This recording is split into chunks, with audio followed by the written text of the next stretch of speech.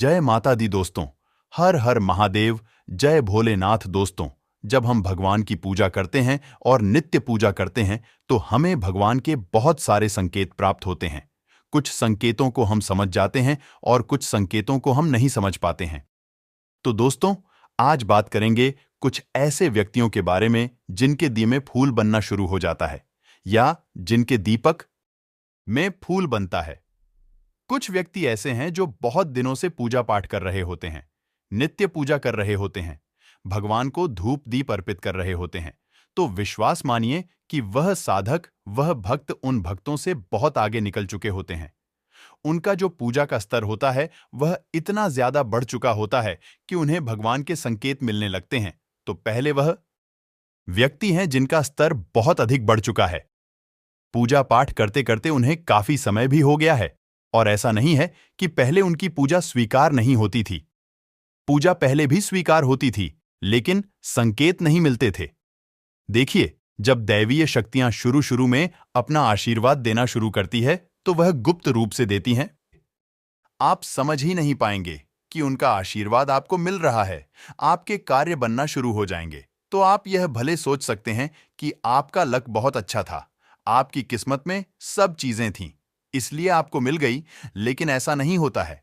अगर आप नित्य पूजा से जुड़े हुए हैं, भगवान से जुड़े हुए हैं, अपने इष्ट देव से जुड़े हुए हैं, तो आपको संकेत भी मिलने लगते हैं और आपके कार्य भी बनने लगते हैं।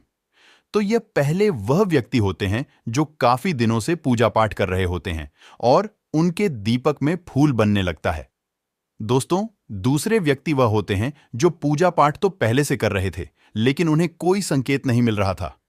पूजा पाठ करते करते उन्हें काफी समय भी हो गया था और उन्हें पूजा पाठ से लाभ नहीं मिलता था। ऐसी बात नहीं है कि उन्हें लाभ नहीं मिलता है, लेकिन जब उन्होंने मंत्र जप शुरू किया या अपने इष्ट देव का मंत्र जप करना शुरू किया या कोई नित्य जप शुरू कर दिया, जैसे भगवान भोलेनाथ का जाप हो गया या भगवान विष्णु जी का जाप हो गया या लक्ष्मी माता का जाप हो गया या नवार्ण मंत्र हो गया, जो व्यक्ति इस तरह से मंत्रों का जाप करने लगे उनके दीपक में भी फूल बनना शुरू हो जाता है। और दूसरे इस तरह के व्यक्ति होते हैं जो नित्य पूजा तो करते हैं लेकिन साथ में मंत्र जप करते हैं। तो मंत्र जप करने से क्या होता है कि आपके अंदर जो 5 तत्वों से आपका शरीर बना है वह बैलेंस होने लगता है। उसमें अग्नि तत्व भी होता है, तो अग्नि आपकी पूजा स्वीकार करने लगती है। और जब संकेत मिलता है तो आप यह भी समझ सकते हैं कि भगवान आपकी पूजा स्वीकार कर रहे हैं। तो दूसरे इस तरह के व्यक्ति हो गए। तीसरे व्यक्ति वह होते हैं जिन्होंने पिछले जन्म में बहुत अधिक तपस्या की होती है। यह कह सकते हैं कि उन्होंने पिछले जन्म में भी जब तप किया होता है। तो सबसे बड़ी बात यह होती है कि अगर आप जप करते हैं, मंत्रों का जाप करने लगे, उनके दीपक में भी फूल बनना शुरू हो जाता है। और दूसरे इस तरह के व्यक्ति होते हैं जो नित्य पूजा तो करते हैं लेकिन साथ में मंत्र जप करते हैं। तो मंत्र जप करने से क्या होता है कि आपके अंदर जो 5 तत्वों से आपका शरीर बना है वह बैलेंस होने लगता है। उसमें अग्नि तत्व भी होता है, तो अग्नि आपकी पूजा स्वीकार करने लगती है।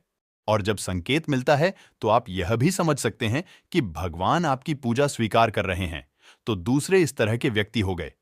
तीसरे व्यक्ति वह होते हैं जिन्होंने पिछले जन्म में बहुत अधिक तपस्या की होती है। यह कह सकते हैं कि उन्होंने पिछले जन्म में भी जब तप किया होता है। तो सबसे बड़ी बात यह होती है कि अगर आप जप करते हैं, तपस्या करते हैं, तपोबल एकत्र करते हैं, तो वह तपोबल कभी नष्ट नहीं होता है। तपोबल आपके अंदर रहता ही रहता है। जब आप किसी मंत्र को जपना शुरू कर देते हैं तो उस मंत्र की जो ऊर्जा होती है वह आप में धीरे धीरे करके समाहित होने लगती है। जब मंत्र की ऊर्जा बहुत अधिक मात्रा में समाहित हो जाती है, परिपक्व हो जाती है, पूर्ण हो जाती है, एक तरह से पक जाती है, तब वह सिद्ध की तरफ होने लगता है। तब आप कह सकते हैं कि आपको मंत्र की आंशिक सिद्धि मिल गई है। तो ऐसे व्यक्ति जो पिछले जन्म में भी पूजा पाठ से जुड़े थे या मंत्र जप से जुड़े थे या साधनाएं से जुड़े थे, तो उनका तपोबल बढ़ा रहता है और ऐसे व्यक्तियों के दीपक में भी फूल बनने लगता है। और सबसे बड़ी बात यह होती है, जब हमारे दीपक में फूल बनता है या जो नित्य पूजा का दीपक आप लगा रहे हैं, इसमें जब फूल बनता है तो वह अग्नि तत्व को रिप्रेजेंट करता है। और अग्नि तत्व जो होता है वह कैश फ्लो की डायरेक्शन होता है। मतलब आपका जो कैश फ्लो है वह बढ़ने लगता है। तभी आपने देखा भी होगा, हमने कई वीडियो में आपसे कहा भी है कि अगर आपके दीपक में फूल बनता है तो मां लक्ष्मी की कृपा होती है। तो मां लक्ष्मी की कृपा का अर्थ यही है।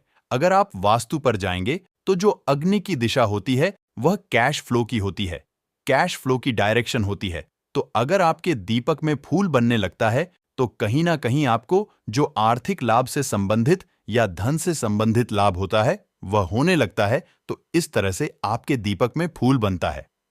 चौथे व्यक्ति वह होते हैं जो पूजा पाठ काफी समय से कर रहे होते हैं और काफी समय से पूजा पाठ करते करते उनके दीपक में कभी फूल नहीं बनाया। उन्हें कोई संकेत नहीं मिला, लेकिन उन्होंने अपने जीवन में कुछ त्याग किया है। कुछ त्याग का अर्थ ऐसा होता है, मान लीजिए कोई व्यक्ति नॉनवेज खाता है और मांस मदिरा का सेवन करता है और भगवान की पूजा भी करता है। बहुत सारे व्यक्ति ऐसे हैं जो ऐसा करते हैं।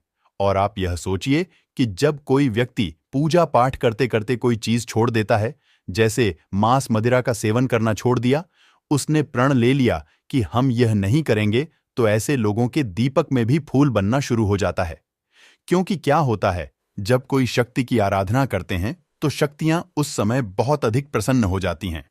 जब आप कुछ त्याग करते हैं, आप अगर भगवान के लिए कुछ छोड़ देते हैं, कुछ त्याग करते हैं, तो दैवीय शक्तियां उससे बहुत प्रसन्न होती हैं।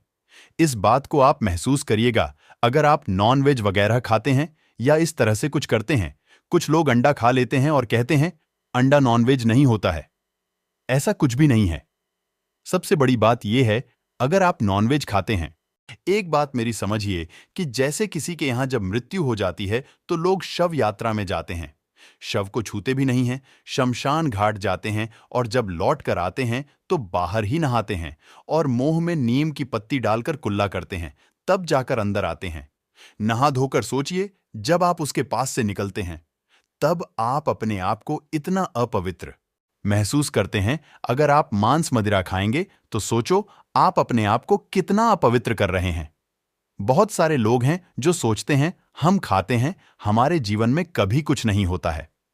तो देखिए, कभी कभी भी ऐसा होता है कि आपकी कुंडली के ग्रह कुछ अच्छे होते हैं, आपका समय अच्छा चल रहा होता है, तो अगर आप उस समय बुरे कार्य भी करते हैं ना तो भी आपको उसका फल नहीं मिलता है, लेकिन एक समय ऐसा आता है कि उन बुरे कार्यों का फल मिलना शुरू होता है।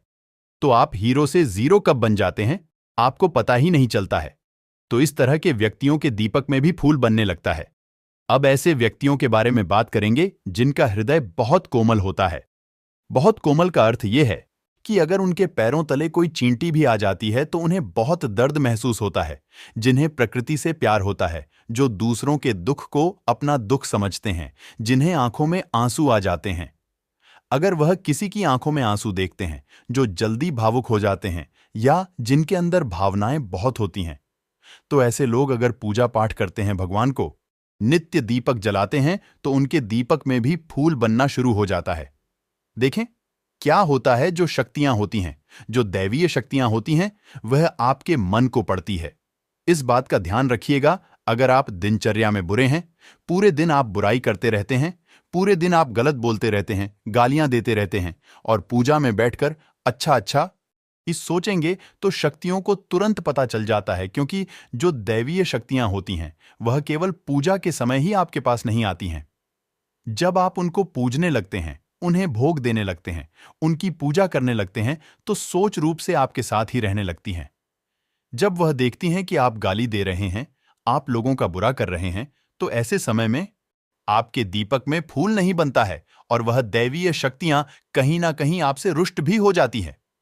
तो उनके रुष्ट होने का एक कारण यह भी होता है, तो जिनका हृदय बहुत पवित्र होता है, जो दूसरों के दुख को दुख समझते हैं और जो कभी किसी का बुरा नहीं करते हैं, जानबूझकर बुरा नहीं करते, लोगों के दीपक में भी फूल बनता है।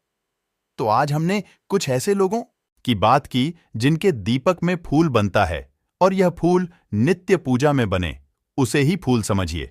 और यह सारी बातें जो भी हैं, सब एक अनुभव के आधार पर हैं। अगर आपके दीपक में फूल बनता है तो आप इन अनुभवों को करके देख सकते हैं। आपके जीवन में भी ऐसा होगा ही होगा, क्योंकि जब भगवान का आशीर्वाद मिलता है तो वह आपके जीवन में खुशियां लाता ही लाता है। आप सोचेंगे कि नहीं, ऐसा कुछ नहीं होता है, सारी बातें अंधविश्वास होती है। जहां विश्वास होता है वहीं भगवान है, जहां विश्वास नहीं होता है वहां भगवान की कल्पना ही नहीं की जा सकती है। तो दोस्तों, आशा है यह जानकारी आपको अच्छी लगी होगी। जानकारी अच्छी लगी हो तो वीडियो को लाइक और चैनल को सब्सक्राइब जरूर करिएगा कमेंट में। जय माता दी, जय श्री कृष्णा, हर हर महादेव जरूर लिखिए। मिलते हैं आपसे अगले वीडियो में नई जानकारी के साथ। तब तक के लिए जय श्री कृष्णा,